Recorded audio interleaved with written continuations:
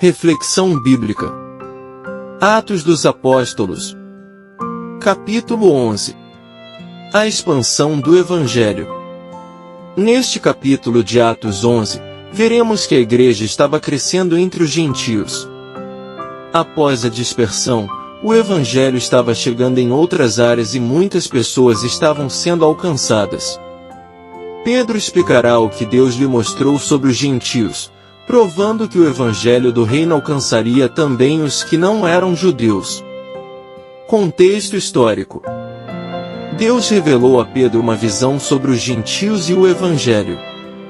Ele, Cornélio e sua família tiveram um tempo de qualidade e o Evangelho chegou até aquela casa, depois.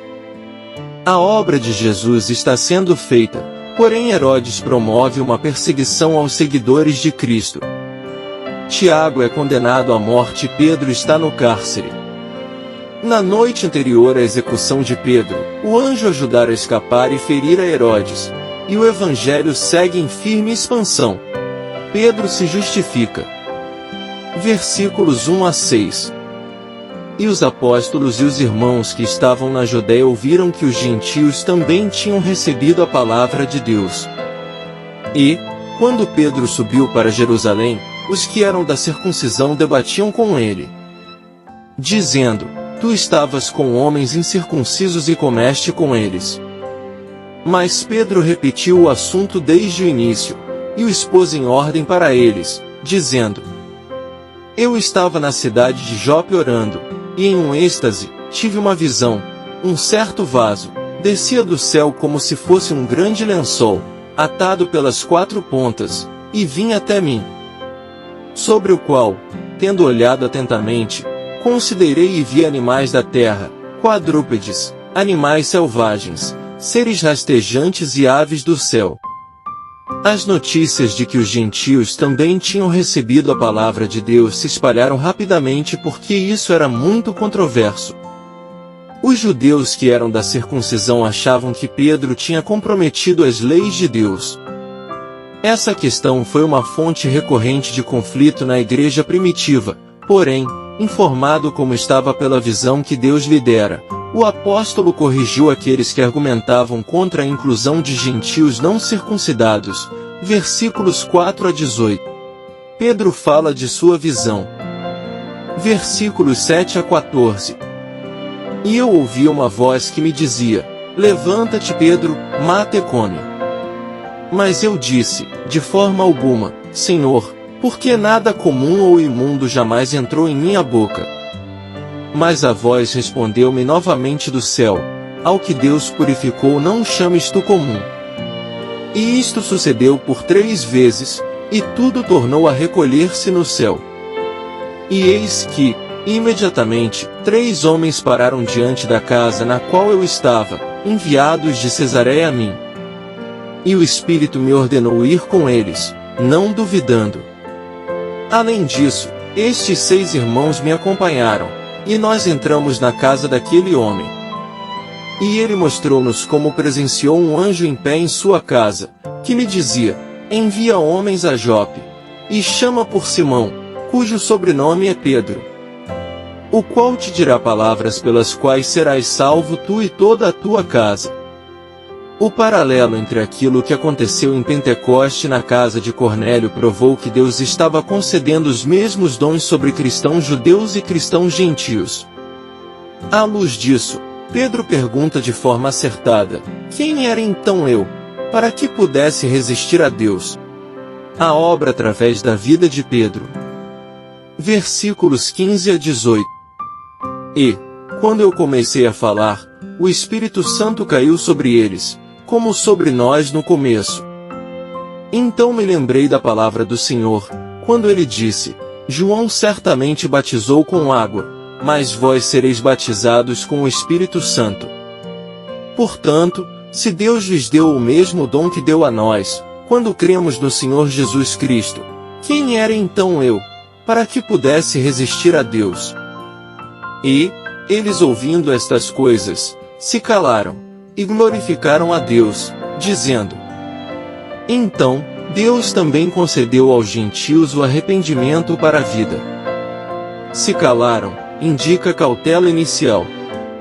Esses cristãos judeus precisavam processar a mesma revelação repugnante que tinha vindo a Pedro em Jope e depois em Cesareia, Atos 10 versículos 9 a 16.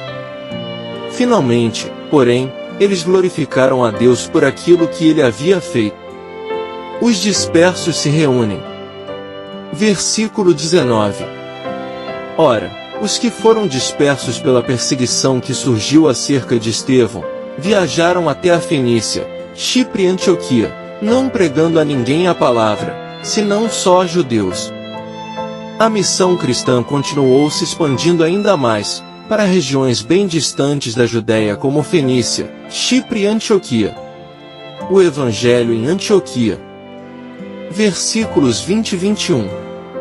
E alguns entre eles eram homens de Chipre e de Cirene, os quais, chegando a Antioquia, falaram aos gregos, pregando o Senhor Jesus. E a mão do Senhor era com eles, e um grande número creu, e se converteu ao Senhor. A evangelização de Antioquia foi realizada por cristãos de Chipre e de Cirene. Como resultado, essa cidade tornou-se o centro da missão gentílica e a igreja que enviou Paulo como missionário. Barnabé, o bom homem. Versículos 22 a 24. Então as notícias acerca destas coisas chegaram aos ouvidos da igreja que estava em Jerusalém, e eles enviaram Barnabé, que ele deveria ir a Antioquia. O qual, tendo chegado e visto a graça de Deus, alegrou-se, e exortou a todos que com propósito de coração eles permanecessem no Senhor. Porque ele era um bom homem, e cheio do Espírito Santo e de fé. E uma grande multidão foi acrescentada ao Senhor. As qualidades espirituais de Barnabé foram evidentes para a igreja de Jerusalém, Atos 4 versículos 36 a 37, não é de admirar que eles o enviassem para Antioquia. É provável que ele tenha sido enviado para determinar a genuinidade das conversões que ocorriam ali e animá-los a permanecerem fiéis ao Senhor. Barnabé vai buscar Saulo. Versículo 25. E Barnabé partiu para Tarso, para buscar Saulo. Saulo, em breve seria Paulo, conforme Atos 13 versículo 9, havia desaparecido de cena enquanto a evangelização de Antioquia avançava. Mais uma vez, Barnabé exerceu um papel central no envolvimento de Paulo no ministério. Ver nota em Atos 9 versículo 27. Cristãos, pela primeira vez. Versículo 26.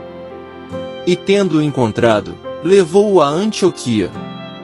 E aconteceu que por um ano inteiro eles se reuniram com a igreja e ensinaram muitas pessoas. E os discípulos foram chamados cristãos pela primeira vez em Antioquia. O termo cristãos veio, provavelmente, de romanos que rotularam os seguidores de Jesus em Antioquia de pequenos cristos. Embora seja provável que pretendia ser uma ofensa, o rótulo é realmente uma honra, pois indica que os discípulos estão se assemelhando a Cristo em seu viver. A profecia de Ágabo. Versículos 27 e 28. E naqueles dias vieram profetas de Jerusalém para Antioquia. E, levantando-se um deles, por nome Ágabo, tornou conhecido pelo Espírito, que haveria uma grande fome em todo o mundo, e isso aconteceu nos dias de Cláudio César. Ágabo era um profeta de Jerusalém que reaparece em Atos 21 versículo 10. O reinado de Cláudio, 41 a 54 d.C., foi marcado por numerosas fomes em diversas partes do Império Romano. A fome aqui mencionada pode ter ocorrido por volta de 46 e 47, com seus efeitos durando vários anos após. Uns ajudam aos outros. Versículo 29. Então os discípulos, cada homem conforme a sua capacidade, determinaram enviar ajuda para os irmãos que habitavam na Judéia. A igreja em Antioquia resolveu prover assistência para os cristãos na Judéia. Ao fazerem isso, eles retribuíram as igrejas e cristãos que, numa primeira fase, tinham levado o evangelho a Antioquia e ao exterior.